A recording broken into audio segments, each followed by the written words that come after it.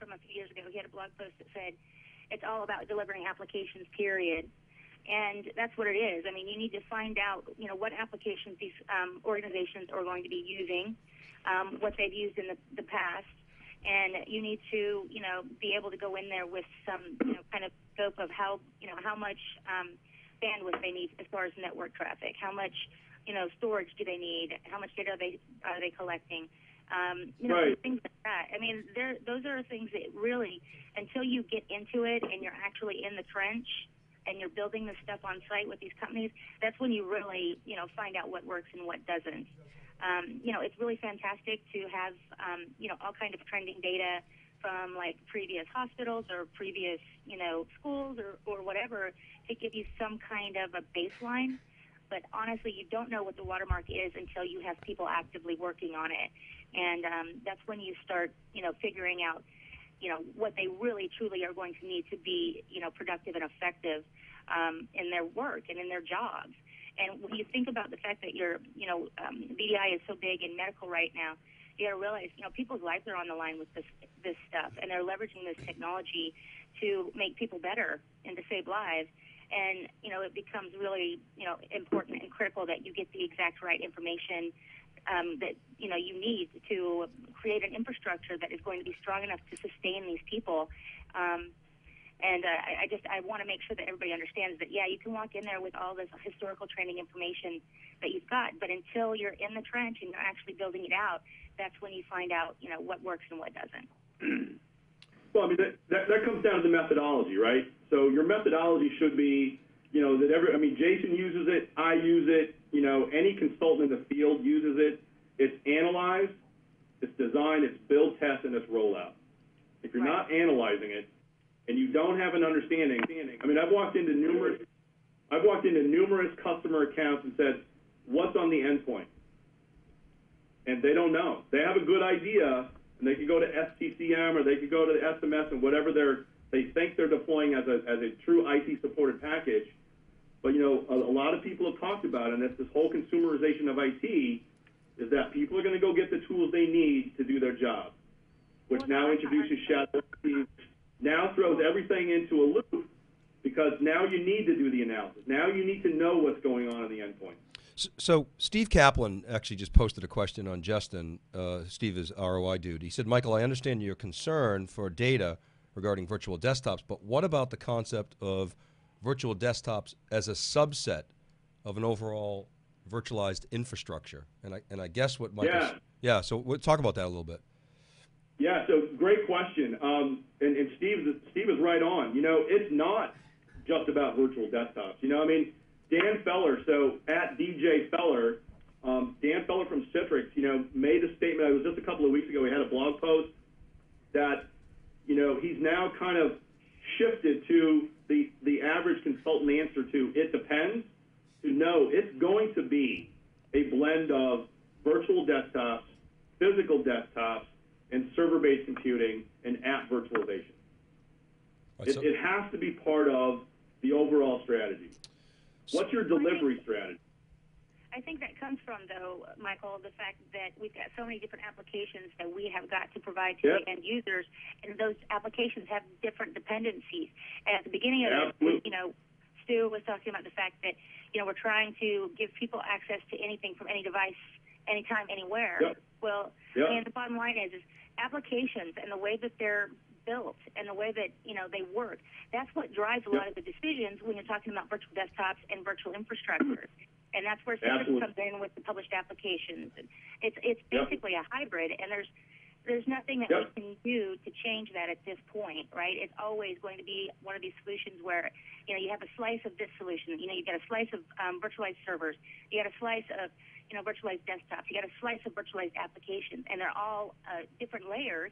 And you're just basically layering it on top of each other, depending on what the end user needs to be productive and get the job done. Now, and to satisfy Doug Brown's question, and Doug Brown his post, and it's type 1 hypervisors as well. So, let's start looking at that too. That's got to be part of the mix. To piggyback on Kaplan's question and the comments you both made, I think Kaplan's spot on. I know Kaplan has a lot of talks about the virtualized infrastructure, the virtualized data center. I can tell you a lot of the customers I'm dealing with, they're building out a platform that's going to host virtualized servers and virtualized desktops. And then the question is, how do you segregate the two within the virtual data center? It's no longer this rack's going to be for this and that rack's going to be for that. It's how do you segment within the virtual infrastructure, whether it's Shield or Replex or whatever your solution of choice is, then how do you build out properly tiered storage to support a desktop IOP requirement and a server-vert IOP requirement? Absolutely. Yep. So in the spirit of cold hard facts, I asked Stu, and he and I tried to just grab some survey data that was out there. So let me just put it out there, see if it generates any discussion. So we found a few surveys. One was an Information Week survey, and another one was a Register survey that was done in conjunction with Xiotech, and then we also had some data that I think Falcon Store supplied us. And so roughly, in terms of adoption, between the high 60s and high 70s, 68 to 77% said they're either using or testing or strongly considering a virtual desktop. And then the second data point, which I think is really open for discussion, is some TCO data that we had that came from, actually, I believe, Falcon Store. They had VDI deployments at $30 to $40 per user with data protection versus $70 to $90 per user without data protection in a traditional client model. Now, I've seen data that is almost the reverse, and I know in some of the discussions I've had with VMware that one of the big complaints is just the overall storage, costs driving up TCO. So I'd be interested in your thoughts there. And then the other thing is the top 3 benefits that we're seeing in some of these surveys from VDI deployments were top 4: high availability, second, better utilization, third, simpler management, and fourth, OpEx and security. And then the big barriers were, interestingly, the business case is hard. Right? Virtualization, server virtualization, the business case is quite simple, but not the case with VDI. And then the other point was the time to value oftentimes requires the project to be complete. So you're not getting a benefit stream until you've spent all that upfront cash and deployment money. And then, of course, not surprising, user pushback was performance and functionality. So I just want to put those data points out there and see if is that consistent with what you guys are seeing? Yeah, I mean, I'll answer yes. That's exactly what we're seeing. And it comes down to, I mean, ROI, and I mean, that's so subjective. I can make an ROI calculator look any way I want it to look, but you need to use the customer data. I mean, use their numbers. Have that discussion with them. That's something that you can't automatically just collect with a tool. You actually need to ask the hard question: what's it cost? What's this? What's this cost? What's this cost? And then do the math. Well, here's performance. The thing, guys. When I'm talking to customers, one of the first questions that I ask them is, what do you think your VDI use case is? Because I want to make sure that the customers understand what VDI actually is and what its value is.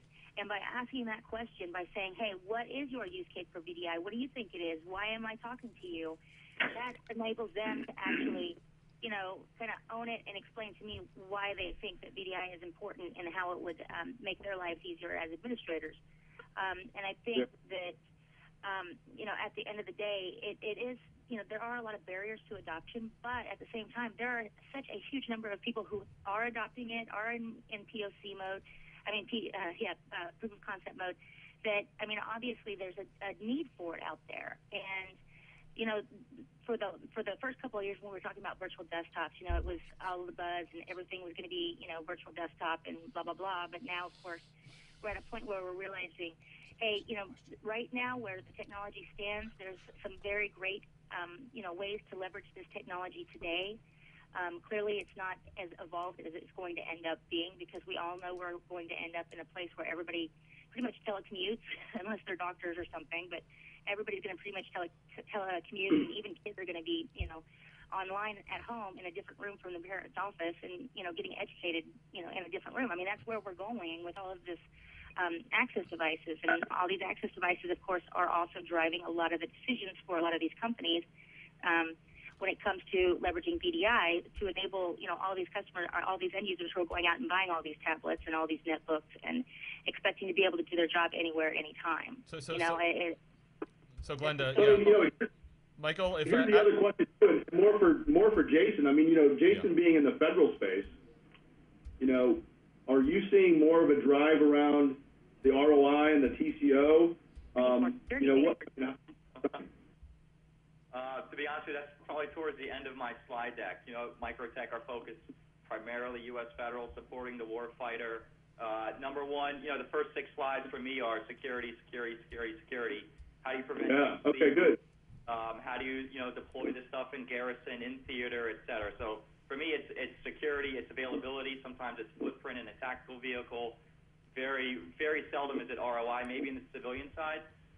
Certainly had that discussion on the civilian side. I've never had a TCO discussion. So Jason, a couple of things I've read of yours recently. First of all, there was a really good thread on Quora talking about kind of, what's changed with the desktop virtualization VDI discussion.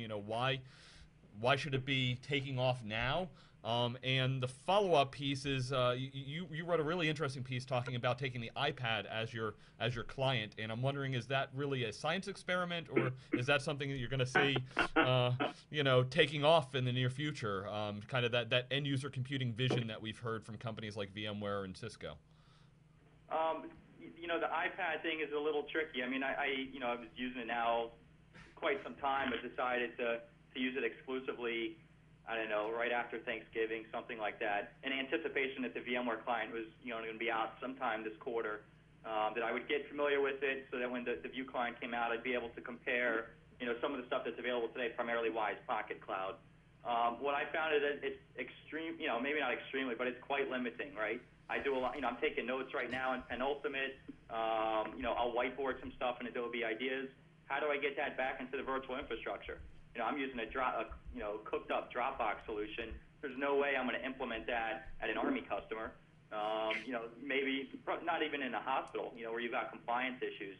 So until that's sorted out, I mean, it's cool. It's a conversation starter, but for me right now, that's about all it is. Unless you start talking about, which I think Glenda or Michael brought up earlier, where VDI is primarily about delivering applications, which, when I was using the Citrix Zen client, to me that makes more sense. But again, I still have some potential data issues for stuff I author on the iPad. But I see a lot of interest. I don't see people doing 10,000 iPads out in the field yet.